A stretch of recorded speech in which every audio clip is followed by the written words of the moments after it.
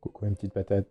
Alors aujourd'hui, idée de patate. C'est un format donc que j'ai délaissé pendant bien trop longtemps et qui consiste donc à vous présenter des petites idées que j'ai donc en me baladant ou voilà donc en l'occurrence en entrant dans l'antre du diable, action. Voilà, donc j'avais pas le choix. Ça fait des années que je détourne les yeux de ces commerces infernaux. Et là, je suis rentré et j'ai trouvé ces petites choses.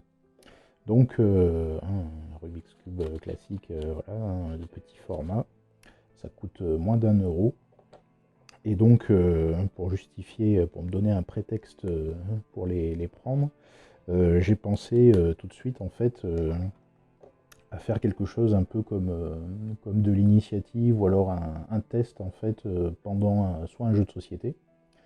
Et dans ce cas-là, chacun a son petit cube où il n'y en a qu'un seul et on le présente comme ça. Il faut faire en fait le plus rapidement possible, hein, comme le jeu initial, comme c'est conçu. Essayer de mettre voilà, le plus de petits cercles de même couleur sur une face. On peut partir aussi du principe en jeu de rôle. Ça crée une sensation d'urgence, tout simplement, qui peut être assez sympa, comme dans le jeu de société d'ailleurs. Et donc essayer de faire au plus vite, par exemple se coordonner tous ensemble pour faire une face d'une couleur particulière, couleur en fait qui permettrait de déclencher un type d'action ou peut-être une ambiance ou voilà ou une atmosphère, voilà. Et si on n'y arrive pas, bien sûr, là il n'y a pas y a pas de mystère, hein, on y arrive ou on n'y arrive pas. Si on n'y arrive pas, ben, on peut compter par exemple les points de couleurs différentes et soustraire en fait une certaine valeur au résultat. Donc on peut faire des tables, préparer des tables en amont par exemple, et tout simplement voilà, dire bah, vous avez 5 points de couleurs différentes sur vos faces, voilà. Bah, il faut, ça entraîne ou ça déclenche tel événement ou telle situation.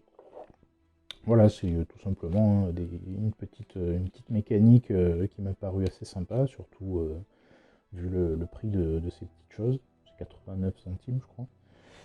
Donc ça m'a semblé pertinent. Moi je pense que je vais travailler un petit peu dessus pour voir vous proposer ensuite quelque chose d'un peu plus construit, des tables par exemple, soit pour un jeu de société, donc une notion de test de rapidité, soit pour un jeu de rôle. Voilà. Donc c'est tout pour cette idée de patate. Je vais probablement y retourner maintenant que voilà, je suis accro. Il y a pas mal de petits matériels comme ça qui coûtent pas très cher et qui peut permettre de transformer un petit peu des situations, voilà, pour changer un petit peu des dés classiques ou des jetons ou des cartes. Ça peut être assez sympa comme idée d'employer ce genre de petites choses. Je sais qu'il y en a aussi des vierges avec des faces vierges, parce que là il s'agit juste de coller des gommettes, hein, tout simplement. Ça peut être sympa de les customiser aussi. Donc je vous tiendrai au courant pour ce genre de petites mécaniques. Voilà mes petites patates, bah, portez-vous bien.